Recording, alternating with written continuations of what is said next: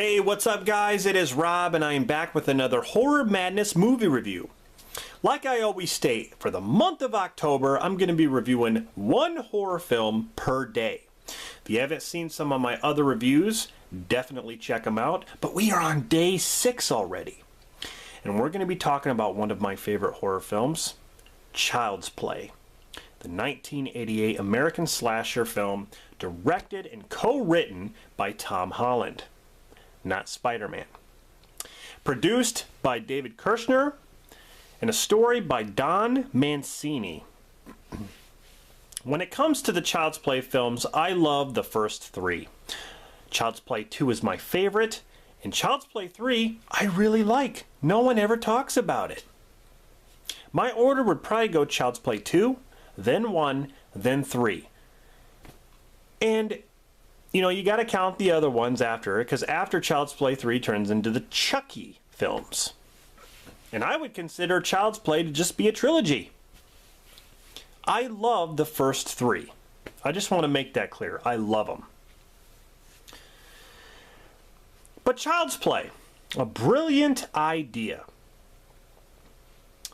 You got Catherine Hicks, who plays a widowed mother who gives her son a doll for his birthday, unaware that the doll is possessed by the soul of an infamous serial killer known as Charles Lee Ray, or Chucky. Brilliant idea. And I tell you what, I can relate to her son, to the little boy, Andy, played by Alex Vincent. I can relate to him. You know why? Because I had my own doll. You ever heard of the My Buddy dolls? Remember that commercial? My buddy, my buddy, my buddy and me. Oh yeah, I had one. Tom Holland affirms that the My Buddy dolls played a role in the Chucky design. And I believe it, because My Buddy looked exactly like Chucky. It had the shoes that you could take on and off, the suspender overalls, the same color kind of shirt, the hair.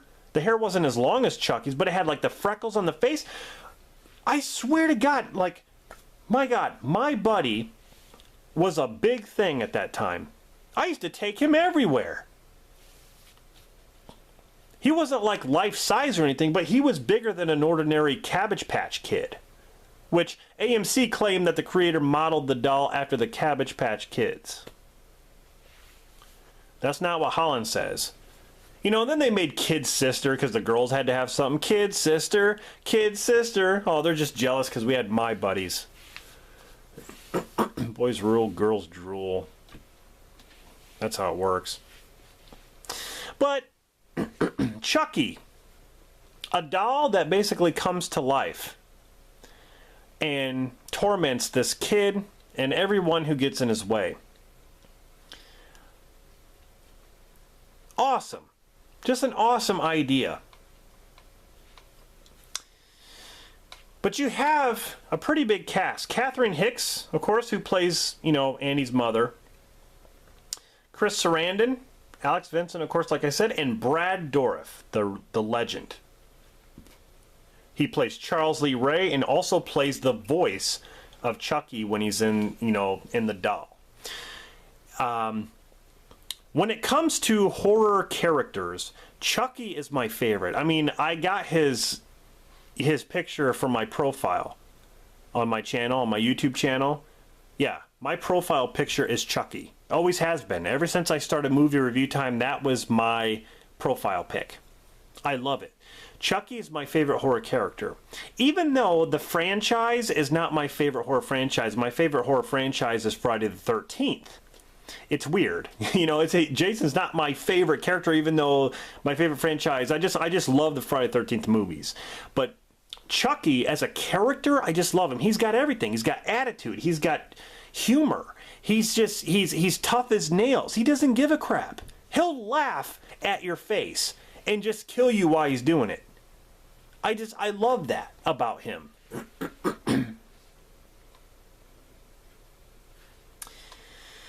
This had a budget of $9 million and made $44.2 million at the box office. So it was successful.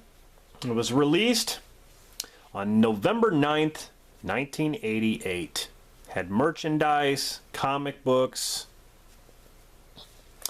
It was distributed by Metro-Goldwyn-Mayer. Then the rights were sold to Universal Pictures in 1990, right before the production on Child's Play 2 started. Which is why you see, you know, the very first DVD box set that they came out with didn't include the first Child's Play movie, because it was different distributor, different company. That's why, you know, the very first DVD box set had Child's Play 2, 3, you know, Bride of Chucky, Seed of Chucky. You know, this was before the other sequels had come out, like The Curse and Cult. I remember that box set. I was so mad because they didn't include Child's Play. I'm like, the most important one, the one that started it, they didn't include it. But basically, the night of November 9th, 1988, the serial killer and fugitive Charles Lee Ray is seen running through the streets of South Side Chicago, which this movie was shot in Chicago. But I think the inside stuff was shot in California. It's cool. That's right near me, Chicago. Right near me. There's like famous landmarks like the Brewster Apartments. Served as a location of the apartment where Andy and Karen lived. It's also pictured in the poster. But the in-studio filming took place in California, for sure. But pretty cool. Chucky's full name, Charles Lee Ray, was a combination of real notorious serial killers. That's how the name was thought up. So you have Charles Manson, Lee Harvey Oswald, and James Earl Ray. All three of those combine Chucky. So you have Charles Manson comes up with Charles, Lee Harvey Oswald comes up with Lee, James Earl Ray come up with Ray. Charles Lee Ray. That's pretty cool. But Brad Dourif as Chucky, he is fantastic. He cannot be replaced. I'm sorry. I know if someone can impersonate him really good, maybe that would be okay, but I just don't think so. He just has the voice, you know? He has the laugh. Not many people can laugh like that.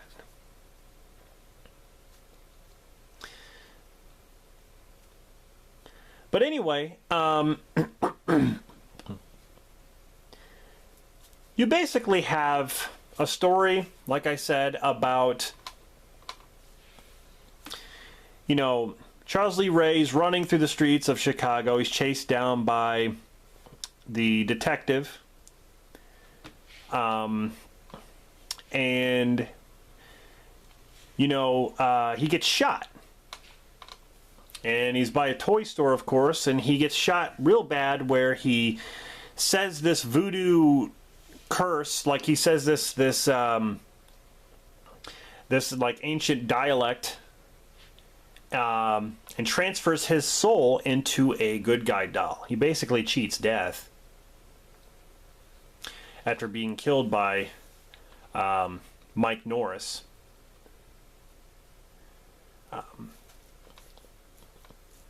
So he's in the good guy doll. The next day, you have Karen Barkley, who is Andy Barkley's mom. She visits a peddler who purchases a good guy doll from him because it's Andy's birthday, 6 years old. You know, later that evening, Karen's friend Maggie babysits for Andy, putting him to bed.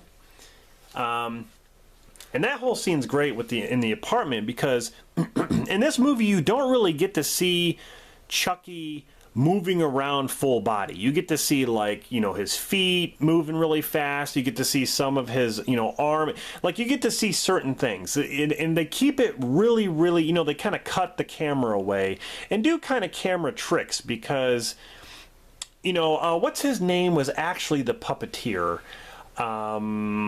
Brock Winkless performed the puppetry for Chucky. So there was a lot of puppetry going on, but they had to do like trick shots to make you think that he was, you know, really walking and stuff like that, which was really cool because, you know, that whole apartment scene when Chucky's like running around and then all of a sudden he's sitting in a certain place and then he sits in another place, and like, you know, she's sitting there looking like, what the hell? Like, what's this? You know, is this doll moving or what? She gets hit in the face with a hammer and falls out the window to her death. And then the police think that Andy is a suspect because of the footprints. The footprints are like a small child's footprints.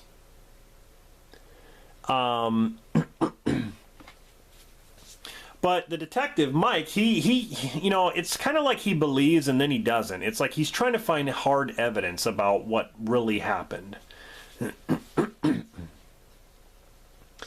But they visit, you know, Chucky basically talks to Andy, and you don't really get to hear him talk until, I want to say, almost towards the middle of the film, because once they visit his friend, Chucky visits the guy who taught him the voodoo saying.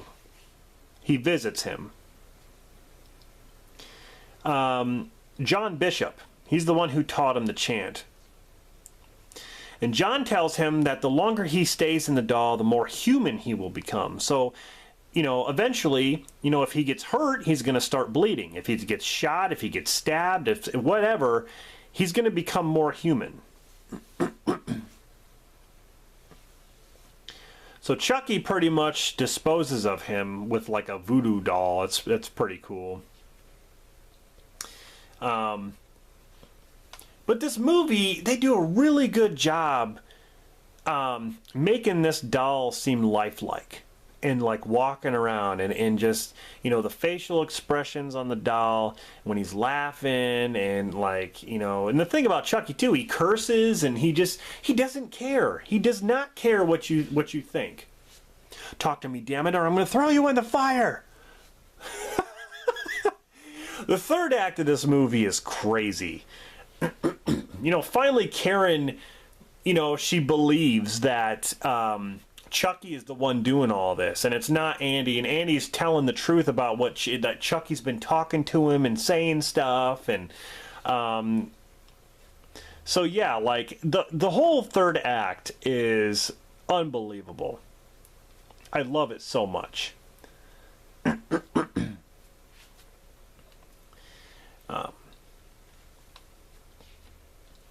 Maggie's death was originally going to be by electrocution while taking a bath, but the idea was abandoned and it was later used for Tiffany's death in Bride of Chucky, which is interesting. As far as puppetry goes, like I was talking, they had RC, animatronics, and little people or child actors. And you can tell that in some scenes with the little people or child actors. You can tell just by the movement, you know, like the physical movement of the character Chucky, you could tell that they used a child actor. But they had animatronics, cosmetics were used in every scene throughout the film. Chucky's cosmetics transitioned from looking toy-like to more human. The film created multiple Chucky animatronics such as the Tantrum Chucky, the Walking Chucky, the Stationary Chucky. The animatronic's face was controlled by a remote control through a rig that goes on one's face and captures facial movement, which is pretty awesome.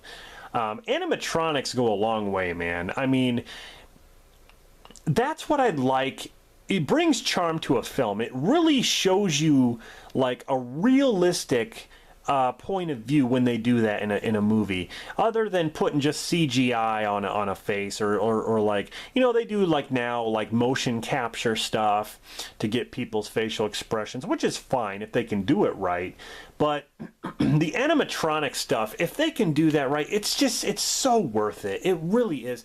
And Chucky, you know, it's some of the greatest, you know, stuff I've seen, even at this time. I mean, seeing this in like the 90s, I remember just thinking it was the coolest thing. I mean, what they were able to do with Chucky, with the actual doll. You know, and I would look at my buddy. You know, I had my buddy for a long time, and I would look at him and be scared, you know, that he was going to come alive. It really does something to you. I mean, really.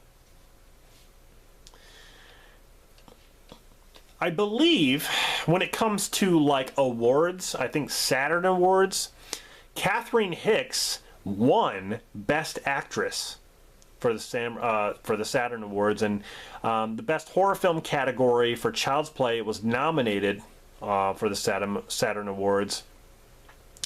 Alex Vincent was actually nominated for Best Performance by a Young Actor, and then Best Writing goes to Tom Holland and Dan Mancini. They were also nominated for, you know, best writing. I guess during the release, a large crowd of protesters formed at the main entrance of the MGM, calling for a ban of the film because they claimed it would incite violence in children.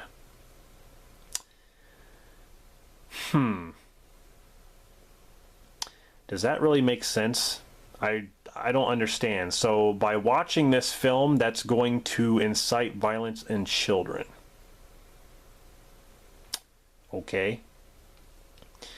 I guess local news reporters from 2 stations were broadcasting live from the scene. And I've never seen that before. I don't even remember that, actually. I wonder if they have video on it.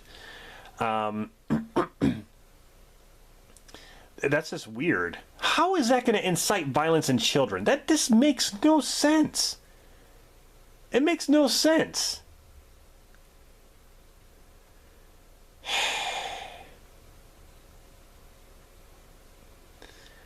Anyway, this movie is fantastic. I loved it.